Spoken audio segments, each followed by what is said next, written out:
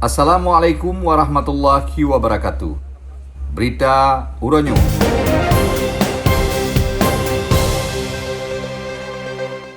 Anggota DPR RI Haji Anwar Idris dari fraksi Partai Persatuan Pembangunan atau PILHE kalih gebagi 540 boh mesin pakai gas 2 kilo ke urang jak ulaut dengan urang metani lam wilayah Aceh Timur.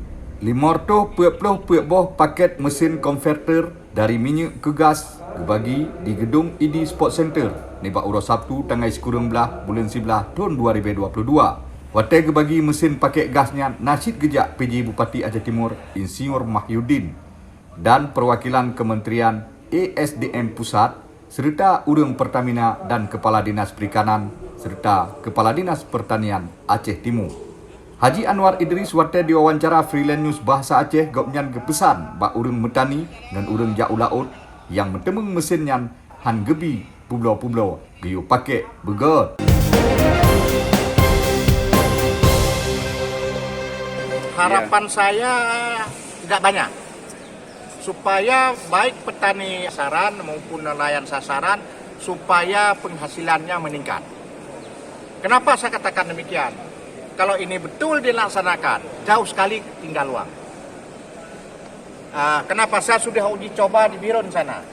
Satu hari kalau pakai BBM, bensin atau pertalite sekarang, itu bisa menghabiskan dana 60.000. Jadi kalau menggunakan gas ini hanya 6.000 sampai 7.000 per hari, bayangkan.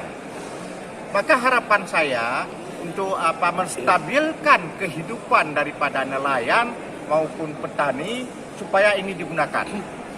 Dan ini diberikan kepada nelayan maupun petani untuk pribadi. Maka ini betul-betul dijaga oleh petani. Ini harapan dan dirawat ini.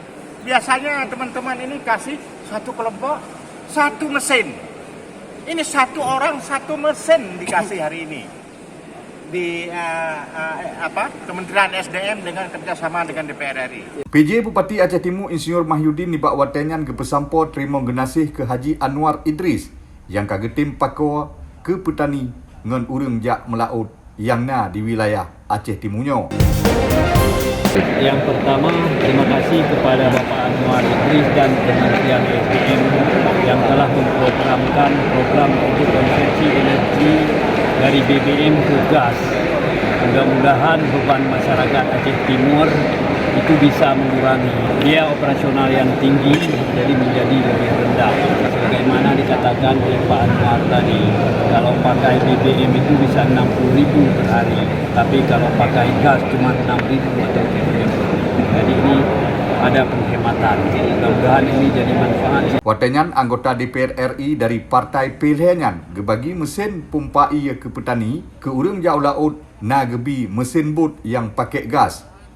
Dan mesinnya habis gas di tengah laut, jet tak pakai minyak bensin cheat. Ini di-off-kan untuk peran bensinnya. Cuman ketika habis beralih dari bensin ke BBG, bensin yang ada di karburator harus dikosongkan. Jangan langsung pakai BBG. Habanyo gebesampo oleh Ilyas bin Ismail Freelance News. Nan me Inggris, haba me Aceh.